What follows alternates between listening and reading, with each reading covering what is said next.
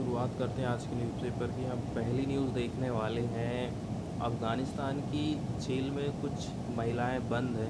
ये सारी पिक्चर जो आप देख रहे हैं ना, ये सब इंडियन लेडीज़ हैं और इनके जो हस्बैंड हैं अलग अलग अटैक में मारे गए हैं। इन्होंने आईएस को ज्वाइन किया था।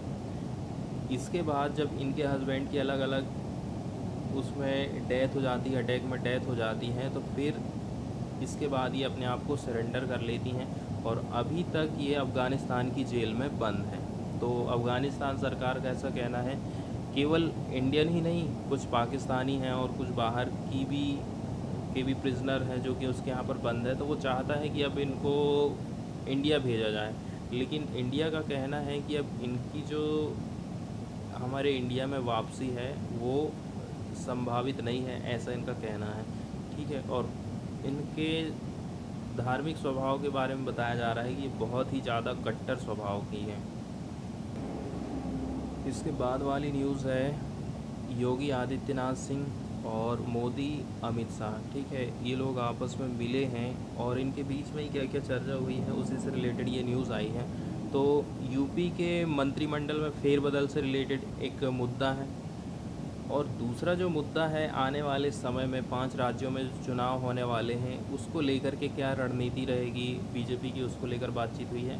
और तीसरा जो मुद्दा रहा है वो रहा है कोरोना के चलते चलते जो कंडीशन स्टेट में बनी है, किस प्रकार से लोगों को सहायता प्रोवाइड की गई है और क्या क्या किया जाता है, ये सब मुद्दे इसमें उठाए गए हैं। इसके बाद वाली न्यूज़ हम देखने वाले हैं पश्चिम बंगाल से। मुकुल रॉय जो कि पहले इन्होंने बीजेपी को ज्वाइन कर लिया था, 2019 में इन्होंने लोकसभा में सीट जीती थी। ठीक है, पश्चिम बंगाल से। इसके बाद में ऐसा माना जा रहा है कि बीजेपी ने इनको साइड कर दिया था और फिर आगे किया किसको, शिवेंदु अधिकारी को। इसी के चलते चलते कहा जा रहा है कि ये नाराज़ हुए थे और फिर से ये अब तृणमूल में शामिल हो गए हैं। तो काफ़ी, जब ये तृणमूल कांग्रेस में थे तो उस टाइम में इनका जो पद था, इनकी जो वैल्यू थी बहुत ही ज़्यादा थी। लगभग आप कह सकते हैं सेकंड स्थान इनका था, जो लोकप्रिय नेताएं होते हैं ना तृणमूल कांग्रेस के उसमें। और यदि हम तृणमूल कांग्रेस पार्टी की बात करें तो all India Trinamool Congress Indian political party है, जो कि यदि हम प्रीडोमिनेंटली देखें ना तो कहाँ पर फैली हुई है, वेस्ट बंगाल की ये पार्टी है। और अभी इसको लीड कर रही हैं करंट की चीफ मिनिस्टर हैं ममता बनर्जी, वेस्ट बंगाल की। ठीक है। और इन्होंने 2019 से ही फॉलोइंग करते हुए जनरल इलेक्शन जो हुआ था तभी से, और यदि देखें करेंटली तो चौथे नंबर की ये लार्जेस्ट पार्टी है लोकसभा में, और इसको लोकसभा में सीटें मिली हैं 20।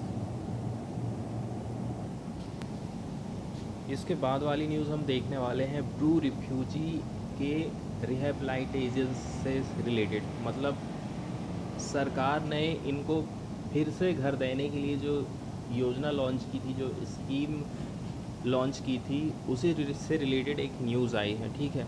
इसमें ऐसा कहा जा रहा है ये जो ब्रू रिफ्यूजी हैं इनको जंगल वाले एरिया में बसाया जा रहा है। तो जब इनको बसाया जा रहा है तो जो कंपनी टेंडर ली है इंफ्रास्ट्रक्चर को बनाने से रिलेटेड, उसने जंगल में इंफ्रास्ट्रक्चर का काम चालू कर दिया है। ऐसी याचिका एक दायर की गई थी कोर्ट, एनजीटी के कोर्ट में। तो एनजीटी ने जवाब मांगा है कि आखिर सरकार की इनको जो बसाने की योजना है वो आखिर है क्या, क्या इनको जंगल में बसाया जा रहा है। और यदि जंगल में बसाया जाएगा तो जाहिर सी बात है वहाँ के पेड़ पौधे काटे जाएंगे। इसी के चलते चलते एनजीटी ने सरकार से जवाब मांगा है, इनको किस प्रकार से कहाँ कहाँ पर बसाया जा रहा, पूरी रिपोर्ट की डिमांड की है। ब्रू रिफ्यूजी के बारे में देख लेते हैं। तो ब्रू, जिसको हम रियांग भी कहा जाता है, ब्रू या फिर रियांग जो है इंडिजीनियस कम्युनिटी है हमारे इंडिया की। ठीक है। और कौन से वाले एरिया में ये पाई जाती है, जो हमारा नॉर्थ और जो ईस्ट वाला रीजन है ना इंडिया का, यहाँ पर ये लोग बसे हुए हैं। यदि हम देखें स्टेट की तो मिज़ोरम, असम और त्रिपुरा, ये 3 स्टेट है जहाँ पर ये ब्रू या फिर रियांग कम्युनिटी पाई जाती है। और हमारी सरकार ने इस कम्युनिटी को, ठीक है, पार्टिकुलरली वल्नरेबल ट्राइबल ग्रुप के अंतर्गत रखा है, जिसको हम पीवीटीजी ग्रुप कहा जाता है। ठीक है, इसके बारे में हम जानेंगे कि पीवीटीजी आखिर होता क्या है, कितनी जनजातियाँ इसमें शामिल हैं, ये सारी बातें पीवीटीजी हम देखेंगे तो जानेंगे। ठीक है, अब लेकिन दिक्कत ये हो जाती है मिज़ोरम में।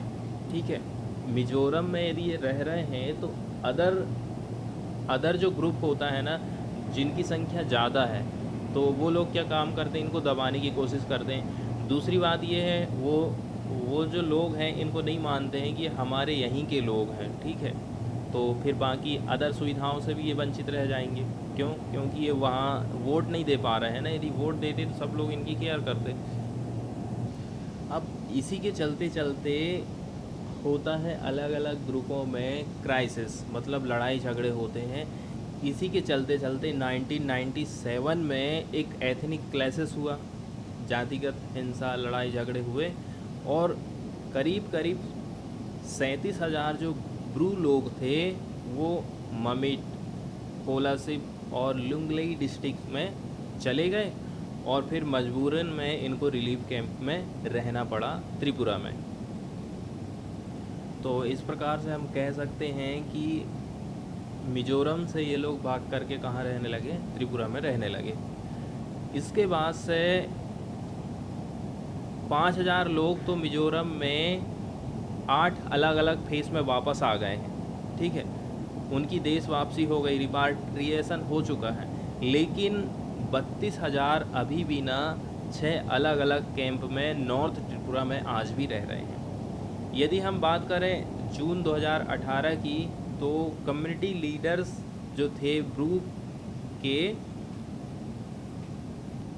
उन्होंने केंद्र सरकार के साथ में, और जो 2 स्टेट हैं, कौन कौन से स्टेट हो गए, एक हो गया मिज़ोरम और दूसरा हो गया त्रिपुरा, आपस में इन्होंने एक असाइनमेंट को साइन किया, और उसमें ये कहा गया कि इन लोगों को फिर से मिज़ोरम भेजा जाएगा। ठीक है, लेकिन ज़्यादातर कैंप में रहने वाले जो लोग थे ना, इस एग्रीमेंट को उन्होंने रिजेक्ट कर दिया था। ठीक है, क्योंकि ये जो एग्रीमेंट है मिज़ोरम में उनकी सेफ्टी की गारंटी नहीं देता है ना। यदि हम फिर से मिज़ोरम चले जाएंगे तो फिर से हमारे साथ अत्याचार होगा, इस बात की गारंटी, इस बात की सेफ्टी हमें इसमें नहीं दी गई, इसलिए इन्होंने इसका बहिष्कार किया था। फिर इसके बाद अक्टूबर 2019 की बात है। ठीक है, सप्लाई ऑफ राशन की जो सप्लाई की जा रही थी रिलीफ कैंप में, उसको रोक दिया गया। क्यों रोका गया? होम मिनिस्ट्री ने इंस्ट्रक्शन दी थी। ठीक है, और रीज़न क्या बताया गया? रीज़न ये बताया गया कि अब इनको तो मिज़ोरम भेजना है। ठीक है, भेजना है, इसी के चलते चलते जो राशन पानी है उनका बंद कर दिया गया था। इसके बाद सिविल सोसाइटी लोगों का ऐसा कहना है कि कम से भी कम इसमें ना 6 लोग भूख से मर गए थे। अब हम बात करते हैं न्यू एग्रीमेंट की। नया जो एग्रीमेंट प्रपोज किया गया था, तो 2018 का एग्रीमेंट क्या कहता है? ब्रू ट्राइबल्स को हम मिज़ोरम में सेटल करेंगे, लेकिन जो न्यू एग्रीमेंट है अब उनको सेटल करने वाले हैं त्रिपुरा में ही। इसके साथ साथ में जो स्टेक होल्डर हैं उनको पैकेज इशू किया जाएगा 6,600 करोड़ रुपये का। ठीक है, जिसमें इंक्लूड किया गया है, इनको प्लॉट दिया जाएगा 2500 स्क्वायर फीट का फॉर ईच ब्रू फैमिली। ठीक है, और इसके साथ साथ में उनको खेती करने के लिए लैंड भी प्रोवाइड किया जाएगा। इसके अलावा स्टाइपेंड इनको मिलने वाला है 5,000 रुपया पर मंथ, और free ration for each family for next 2 years. इसके अलावा ब्रू ट्राइबल्स की यदि हम बात करें ना, तो इनको त्रिपुरा की वोटर लिस्ट में भी शामिल किया जाएगा, ऐसा नया एग्रीमेंट कहता है। इसके बाद यदि हम बात करें पीवीटीजी, ठीक है, ये जैसे कि ये टोटल हमारे यहाँ पर आदिवासी लोगों की संख्या इतनी है, तो इसका कुछ जो हिस्सा है पीवीटीजी के अंतर्गत आता है। पीवीटीजी लोग कौन होते हैं, क्या क्या उनकी विशेषताएं रहती, देखो। सबसे पहली बात तो ये है कि ये हमारे इंडिया की ही है। ठीक है, दूसरी बात है इनकी संख्या बहुत कम है, संख्या तेज़ी से इनकी घट रही है। दूसरी बात ये है कि ये फिजिकली आइसोलेटेड रहते हैं, मतलब एकांत वाले एरिया में रहते हैं, दूर दराज एरिया में ही ये देखने को हमको मिलते हैं। और इनके पास कोई लिखित लैंग्वेज नहीं रहती है, मतलब ये लोग ऐसी लैंग्वेज बोलते हैं जिसका ये लिखने में यूज़ नहीं करते हैं। इसके अलावा यहाँ पर टेक्नोलॉजी बहुत सिंपल रहती है इनके, ये लोग जहाँ भी रहते हैं तो टेक्नोलॉजी का ज़्यादा यूज़ नहीं कर सकते हैं। और इनके यदि परिवर्तन की हम बात करें किसी के भी मामले में, चाहे वो शिक्षा का मामला हो, चाहे उनकी कल्चरल का मामला हो, तो जो चेंजिंग का जो रेट है ना बहुत स्लो रहता है। तो ऐसे ही लोग होते हैं पीवीटीजी के अंतर्गत में जो आते हैं। और यदि हम बात करें सबसे ज़्यादा पीवीटीजी ग्रुप कहाँ पर हैं, तो टोटल 75 हैं, उसमें से हाईएस्ट नंबर जो है उड़ीसा में पाए जाते हैं। और कई बार हम देखे हैं जैसे कि कुछ लोग जो जंगल से अपने उत्पाद बेच रहे थे, कुछ दिन पहले की ही बात है, वो न्यूज़ हमने देखे थे उड़ीसा से। इसके अलावा भी कुछ कुछ न्यूज़ें हम कंटिन्यू देखते रहते हैं उड़ीसा की पीवीटीजी ग्रुप से रिलेटेड। तो इस प्रकार से हम कह सकते हैं कि ये जो पीवीटीजी वाला जो ग्रुप है इनकी संख्या बहुत कम है। और दूसरी बात ये है, शिक्षा के मामले में भी ये लोग बहुत पिछड़े रहते हैं, और चाहे वो अन्य सुविधाएं हों। और दूसरी बात ये है, जब राजनीति में पॉलिटिकल में ये लोग प्रवेश नहीं कर पाते हैं तो इनका ज़्यादा विकास भी नहीं हो पाता। देखो, यदि हम इंडिया की ट्राइबल पॉपुलेशन की बात करें ना, तो हमारी जो टोटल पॉपुलेशन है उसका है 8.6%। और पीवीटीजी जो लोग हैं वो बहुत ही ज़्यादा वल्नरेबल हैं ट्राइबल ग्रुप्स के अंतर्गत में। अब जब इन लोगों की इतनी ज़्यादा कंडीशन ख़राब है तो जाहिर सी बात है इनके डेवलपमेंट के लिए हमें फंड भी ज़्यादा देना पड़ेगा, ठीक है। तो इसी के चलते चलते देभार कमीशन की गठन होता है 1973 में कि हम एक पीडीटीजी का गठन करेंगे, प्राइमेटिव ट्राइबल ग्रुप्स। पहले इनको इसी नाम से जाना जाता था। इनकी एक सेपरेट कैटेगरी हम बना लेते हैं, जो ट्राइबल ग्रुप्स हैं उसी में से हम इनको सिलेक्ट करेंगे। 2006 में फिर इसका नाम चेंज कर दिया गया, पहले पीटीजी था, अब पीवीटीजीस हो गया है। और इससे भी पहले 1975 में नेम चेंज तो बाद में 2006 में हुआ था। तो गवर्नमेंट ऑफ इंडिया ने एक इनिशिएट की थी कि इन लोगों को सबसे पहले आइडेंटिफाई करो कि कौन कौन लोग मोस्ट वल्नरेबल ट्राइब ग्रुप में आते हैं, और फिर इसके बाद हमको जो है सेपरेट कैटेगरी बनाना है जिसको कहेंगे पीवीटीजी। और फिर इसके बाद में लगभग 52 ग्रुप का चयन किया गया था। यदि हम 1993 की बात देखें ना, तो एडिशनल 23 ग्रुप और इसमें ऐड कर दिए गए। अब टोटल कितने हो गए, 75 पीवीटीजीस हो गए ना, और टोटल 705 शेड्यूल्ड ट्राइब्स हैं, उनमें से हैं 75 पीवीटीजी। अब यहाँ पर हमको एक एक्ट है, एक कानून है जो देखने को मिलेगा जिसका नाम है वन संरक्षण अधिनियम 1980। तो ये एक्ट क्या कहता है, देखो इसमें ये निर्धारित किया गया है कि जो वन वाला एरिया है यहाँ पर आप परमानेंटली कृषि वानिकी का काम नहीं कर सकते। यदि करते हो तो आपको सेंट्रल गवर्नमेंट की अनुमति लेना पड़ेगा। इसके अलावा यदि आप इस बात का उल्लंघन करते हो या फिर आप परमिट नहीं लेते हो तो ये एक प्रकार का अपराध रहेगा। और कुछ बातें जैसे कि पेड़ों की कटाई को लिमिटेड कर दिया गया है, जैव विविधता को हमें संरक्षण करना है और वन्य जीवों को हमें बचाना है। हालांकि यह अधिनियम वन संरक्षण के प्रति अधिक आशा प्रदान करता है, लेकिन अपने लक्ष्य प्राप्त करने में ये सफल नहीं हो पाया था। तो इस एक्ट का यहाँ पर उल्लेख किया गया है। अब वही बात यहाँ पर भी थोड़ी सी जानकारी दे दी गई है ब्रू रिफ्यूजीज़ के बारे में। देखो, ब्रू को हम कहते हैं रियांग। 40,000 से भी ज़्यादा जो ब्रू कम्युनिटी है वो रह रही है अभी त्रिपुरा के रिलीफ कैंप में। कब से, 1997 से लेकर के, जब एथनिक वायलेंस हुआ था मिज़ोरम में। तो लगभग 7,000 रिफ्यूजी तो रिटर्न हो गए थे मिज़ोरम में, 9 अलग अलग चरण में, ठीक है, जब उनकी देश वापसी हुई थी। कब, 30 नवंबर 2019 तक। और बाकी जो लोग वहाँ रह रहे हैं वो अभी मिज़ोरम आने के लिए तैयार नहीं है, क्योंकि सिक्योरिटी का रीज़न है। अब ये लोग फिर से रिटर्न जाएंगे, फिर से वायलेंस होने लगेगा, तो फिर इसकी जवाबदारी कौन लेगा। तो ठीक है, इनका जो सेटलमेंट है त्रिपुरा में उसको साइन किया गया था 16 जनवरी 2020 में। इसमें 4 लोगों ने हिस्सा लिया था। कौन कौन थे इसमें? इसमें था ministry of home affairs, Bru का कोई रिप्रेजेंटेटिव रहा होगा, ब्रू के जो लीडर रहे होंगे। इसके अलावा त्रिपुरा और मिजोरम, इस प्रकार से 4 लोगों ने इस एग्रीमेंट में हिस्सा लिया था। यदि हम त्रिपुरा को नक्शे में देखें तो ये हमारी कर्क रेखा है, और कर्क रेखा इसके दक्षिणी वाले हिस्से से होकर गुजरती है। लगभग देखा जाए तो एवरेज बीचों बीच से कर्क रेखा त्रिपुरा से गुजरती है, और ये इसकी राजधानी है अगरतला। स्टेट यदि हम देखें तो ये मिजोरम के साथ में अपनी बाउंड्री को शेयर कर रहा है, जिसकी राजधानी है आइजोल, और ऊपर तरफ ही अपनी बाउंड्री को शेयर करता है असम के साथ में। ठीक है, ये इसकी राजधानी है दिसपुर। और यदि हम इसके देखें नॉर्थ वाला हिस्सा और जो पश्चिमी वाला हिस्सा है, तो ज़्यादातर जो इसकी बाउंड्री है वो है बांग्लादेश के साथ में। ये उसकी राजधानी है ढाका। ये हमने त्रिपुरा का मैप देख लिए हैं। इसके बाद वाली न्यूज़ हम देखने वाले हैं उड़ीसा से। तो उड़ीसा के जो टर्मरिक की खेती करने वाले फार्मर्स हैं ना, उनके लिए एक अच्छी खबर है। ठीक है, ये काफ़ी अपबीट करने वाली बात है, क्योंकि इनको नया मार्केट मिल गया है। ठीक है, यदि हम बात करें उड़ीसा के किस ज़िले की बात की गई है, तो उड़ीसा में जो कोरापुट डिस्ट्रिक्ट पड़ता है ना, वहीं की ये खबर आई है।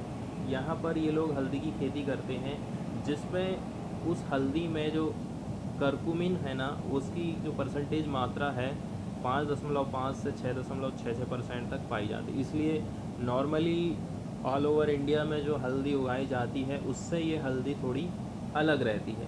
इसी के चलते चलते अब इनको कुछ नए ऑर्डर मिले हैं यहाँ के किसानों के लिए। इसके बाद वाली न्यूज़ है इटली से। इटली का एक जहाज़ था, हमारे इंडिया के किनारे आया।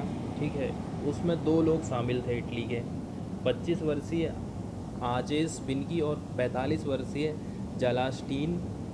ठीक है, ये 2 सुरक्षाकर्मी थे। अब इनको ऐसा लगा कि हमारा इंडिया का जो तटीय एरिया है, कोस्टल वाला जो एरिया है, यहाँ पर जो मछुआरे मछली पकड़ने गए थे, तो उन्हें लगा कि ये समुद्री लुटेरे हैं। इसी के चलते चलते सुरक्षा के हिसाब से इन्होंने उन पर गोली चला दी थी और उनकी डेथ हो गई थी। अब आजकल क्या होता है, सोमालिया और अदन की खाड़ी में जहाज़ों का अपहरण होने लगा है, समुद्री लुटेरे हमले करने लग गए हैं। इसलिए जहाज़ में जो चालक दल होते हैं अपने साथ में बंदूकधारी भी रखने लगे हैं। 2012 का यह केस है। तो 2012 का ये केस है, 12 से लेकर के अभी तक ये केस चल ही रहा था। तो केंद्र सरकार ने सुप्रीम कोर्ट में ये बात कही थी कि अभी इनका जो मामला चल रहा है ना, इसको बंद किया जाए। तो सुप्रीम कोर्ट ने ऐसा कहा था कि जब तक कि मछुआरों के परिवार वालों को उचित मुआवजा नहीं मिल जाएगा, पैसे नहीं मिल जाते उनके अकाउंट में, उनके पक्ष को सुने बिना हम अभी इसको बंद नहीं कर सकते हैं। ठीक है, ऐसा उनका कहना था। दूसरी बात ये है, इनका जो केस था ना, हमारे इंडिया में नहीं चला था, ये केस चला था इटली की ही अदालत में, क्योंकि एक इंटरनेशनल लॉ है जिसको इंडिया को फॉलो करना पड़ा था। इसीलिए ये जो दोनों अपराधी हैं, इनका केस चला था इटली में ही। आगे केंद्र सरकार का ऐसा कहना है कि 10 करोड़ रुपया की राशि मछुआरे के परिवार वालों को प्रोवाइड की जाएगी, इसलिए अब ये जो केस है वो बंद किया जाए। और ये जहाज़ का नाम भी देख रहे हैं, एनरिका लेग्जी, इटालियन फ्लैग्ड वेसल था 2012, जिन्होंने मिस्टेक वश जो है पिराटेस समझ के केरला का जो कोस्टल एरिया है वहाँ पर जो मछुआरे थे उनको गोली मारकर हत्या कर दी थी। इसी के चक्कर ये केस चल रहा था। दूसरी न्यूज़ पाकिस्तान से है। ठीक है, पाकिस्तान ने एक बिल को पास किया है जिसमें अब जो कुलभूषण जाधव हैं वो अपील कर सकते हैं, और दूसरी बात है अपने साथ में एक सलाहकार भी रख सकते हैं। ठीक है, इंडिया ने ये अपील की थी कि पाकिस्तान ने इनको फांसी की सज़ा सुना दी है जासूसी मामले में। ठीक है, ये इंडिया के थे, नौसेना के एक अधिकारी थे। तो इस सज़ा के लिए अपील हो सके, इसी के लिए इंडिया इंटरनेशनल कोर्ट गया था। वहाँ पर अपनी याचिका को दायर की थी कि इनके लिए कम से कम एक सलाहकार की नियुक्ति हम कर सकें और ये अपनी सफाई पेश कर सकें। तो इसी के चलते चलते जो इंटरनेशनल कोर्ट है उसने पाकिस्तान को ऑर्डर दिया था। इसी के चलते पाकिस्तान ने एक बिल को पास किया है कि अब जो है जाधव अपील कर सकते हैं। इंटरनेशनल कोर्ट ऑफ जस्टिस के ऑर्डर को इन्होंने फॉलो किया है, जिसमें इंडिया ने अपनी याचिका दायर करी थी। जाधव जिनकी एज 51 ईयर बताई जा रही है, ये रिटायर्ड इंडियन नेवी ऑफिसर थे। ठीक है, इनको डेथ की सज़ा सुनाई थी पाकिस्तानी मिलिट्री कोर्ट ने। इनके ऊपर चार्ज लगाया गया था जासूसी और टेररिज्म की, और ये बात है 2017 अप्रैल की। इसी के चलते इंडिया ने अप्रोच किया था ICJ। ठीक है, पाकिस्तान ने जब मना कर दिया था ना कि आप कोई भी काउंसलर एक्सेस नहीं ले सकते हो, और इसकी जो डेथ सेंटेंस सुनाई गई थी उसको चैलेंज करने के लिए इंडिया गया था इंटरनेशनल कोर्ट। इसके बाद वाली न्यूज़ हम देखने वाले हैं रसिया और ईरान के रिलेशन से रिलेटेड है। तो रसिया का कहना है कि हम ईरान को हाईटेक सैटेलाइट प्रोवाइड करेंगे ताकि जो है निगरानी का काम ईरान अच्छे से कर सके। यहाँ पर उस सैटेलाइट का नाम भी बताया गया है कानपूस V सैटेलाइट। ठीक है, इसमें हाई रेजोल्यूशन वाला कैमरा लगा हुआ है, ऐसा कहना है वाशिंगटन पोस्ट का। ठीक है, थर्सडे के दिन ये रिपोर्ट सामने आई थी। अब इस सैटेलाइट से क्या क्या मॉनिटर हो पाएगा? ठीक है, adversaries across the West Asia, ऐसा न्यूज़पेपर का कहना है। और जो सैटेलाइट है ना, इसको लॉन्च किया गया था रसिया के द्वारा, और इसमें शामिल है रसियन मेड हार्डवेयर। इसके बाद वाली न्यूज़ हम देखने वाले हैं चाइना और श्रीलंका के रिलेशन से रिलेटेड। ठीक है, इसमें एक वर्ड यूज़ किया जाता है बार बार, हम देखते हैं कि इतने रुपया का मनी ग्रांट किया गया है, इतना अनुदान दिया गया है। तो देखो, ग्रांट का मतलब होता है यदि आपने किसी को पैसे दे दिए हैं, इंडिविजुअल, बिजनेसेस हो, ऑर्गेनाइजेशन हो, तो उसको आपको रिपेड करने की ज़रूरत नहीं है। ठीक इसी प्रकार का पैसा चाइना ने दिया है श्रीलंका को एक हॉस्पिटल बनाने के लिए, जो कि स्पेशल है किडनी की बीमारियों के लिए। ठीक है, इसने कुछ $बिलियन की राशि श्रीलंका को प्रोवाइड करी है ताकि ये जो हॉस्पिटल है बन सके और दोनों के जो संबंध है ना वो अच्छे रह सकें। पिक्चर जो आप देख रहे हैं यही है वो हॉस्पिटल। ठीक है, चाइना ने श्रीलंका को दिया है $60 मिलियन की हेल्प, ग्रांट दिया है। ठीक है, और ये जो हॉस्पिटल है वो स्पेशलाइज रहेगा किडनी एलिमेंट्स, मतलब किडनी से रिलेटेड जो एलिमेंट्स हैं, बीमारियां हैं, उनके इलाज के लिए हॉस्पिटल पार्टिकुलरली बनाया गया है। और आपको जगह का नाम याद रखना, कौन सी जगह का पर ये बनाया गया है। पोलोन रुवा एक जगह है श्रीलंका में। ठीक है, यहाँ पर इसको बनाया गया है।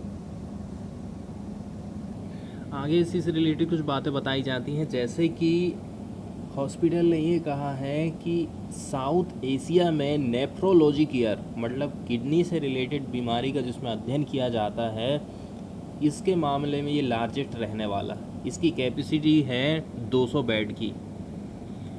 और भी कुछ बातें हैं। फिर पुरानी जो चाइना ने हेल्प किया है श्रीलंका को, किस प्रकार से पैसों की मदद किया है, उसी के बारे में यहाँ पर बातें बताई गई हैं। और क्या क्या चीज़ें बने हुए हैं, ये भी बातें यहाँ पर बताई गई हैं। जैसे कि एग्जाम्पल के तौर पर हम देख लेते हैं, 1970 में बीजिंग ने गिफ्ट किया था किसको, एक बहुत ही बड़ा जो है पब्लिक स्पेस है जिसको जाना जाता है। ठीक है, बंदर Nike memorial international conference hall, ये कोलंबो में स्थित है। ठीक है, इसको भी चाइना ने ही 1970 में गिफ्ट किया था। ये श्रीलंका का जो है लार्ज पब्लिक स्पेस है। इसके बाद हमें देखने को मिलेगा, आज हम कुछ करेंसी स्वैप फैसिलिटी है इसको भी हम देख लेते हैं। ठीक है, कई बार न्यूज़ में रहा है और कई बार मैं आपको बताया भी हूँ। ठीक है, ये है श्रीलंका और ये है चाइना। ठीक है, दोनों यदि डॉलर में व्यापार करें, व्यापार का मतलब हम ये समझ लेते हैं कि यदि चाइना श्रीलंका को डॉलर में पैसे उधार दे रहा है, ठीक है, आज के समय में $1 में उसने मान के चलो श्रीलंका को प्रोवाइड कर दिया, $1 में वहाँ की जो वैल्यू आ रही वो 70 रुपये आ रही आज के टाइम में। आज उसने पैसा उधार दिया, जब श्रीलंका इसको लौटा रहा है तो पता चला श्रीलंका जब लौटा रहा था तो उस टाइम में इसकी वैल्यू इसने और भी कम कर दिया था, ठीक है, डॉलर के मुकाबले यहाँ की मुद्रा कम हो गई थी, मान के चलिए 50 रुपया हो गई थी। अब चूंकि चाइना ने जितना रुपया लौटाया है इसको तो उतना लौटाना ही पड़ेगा, उतने डॉलर तो देने ही पड़ेंगे, लेकिन उस डॉलर में अब बहुत सारी इसकी मुद्रा चली जाएगी। इसी के चलते चलते ये करेंसी स्वैप फैसिलिटी लाई गई थी, ठीक है। इसमें दोनों देशों के बीच में ट्रांजैक्शन तो होता है, ठीक है, इक्विलेंट अमाउंट आपको लौटाना पड़ेगा। यदि 10 रुपये चाइना ने उधार दिया है श्रीलंका को तो 10 रुपये ही श्रीलंका को वापस करना है, ठीक है, लेकिन डिफरेंस करेंसी में ये व्यापार होता है, सौदा होता है। और दूसरी बात ये है कि ये जो है ना डेट निर्धारित रहती है और जो एक्सचेंज रेट है वो भी निर्धारित रहता है, ये हमें ध्यान रखना है करेंसी स्वैप फैसिलिटी के अंतर्गत। तो अभी कुछ दिन हमने काफ़ी टाइम हो गया है, 2 बिलियन का जो करेंसी स्वैप फैसिलिटी है ना चाइना ने श्रीलंका को प्रोवाइड किया था पैंडेमिक को देखते देखते। इसके अलावा चाइना ने आल्सो अनाउंस किया था $90 मिलियन की ग्रांट श्रीलंका को अक्टूबर के पिछले साल के महीने में। अब चाइना तो इतना ज़्यादा कर रहा है श्रीलंका को अपने पक्ष में करने के लिए, तो हम क्या कर रहे हैं? तो ठीक इसी प्रकार से हमने भी कुछ काम करे हैं। जाफना कल्चरल सेंटर, इसको बनाया गया था इंडिया की असिस्टेंस के माध्यम से श्रीलंका में। $11.5 मिलियन इसमें यूज़ किया गया था और इसका जो कंस्ट्रक्शन है ना वो कंप्लीटेड हो गया था 1 साल पहले ही। और हमारी तरफ से भी यदि हम देख लें टोटल कितना हम ग्रांट किए हैं श्रीलंका को, मतलब ये पैसा अब श्रीलंका हमको लौटाएगा नहीं। $570 मिलियन की हेल्प इंडिया कर चुका है अभी तक श्रीलंका को। तो यहाँ से देखो हमारा प्री तो क्लियर होता ही है, इसके साथ साथ में हमारा मेंस भी क्लियर हो जाता है। यदि कभी हमें चाइना और श्रीलंका के रिलेशन पर कुछ बातें लिखनी हो या कहनी हो, श्रीलंका और इंडिया के रिलेशन के बारे में हम कुछ बात करनी हो, लिखना हो, आपके मेंस में उल्लेख करना हो, तो ये सारी बातें हम लिख सकते हैं। एक प्रकार से ये एडिटोरियल का ही एक हिस्सा बन जाता है हमारा।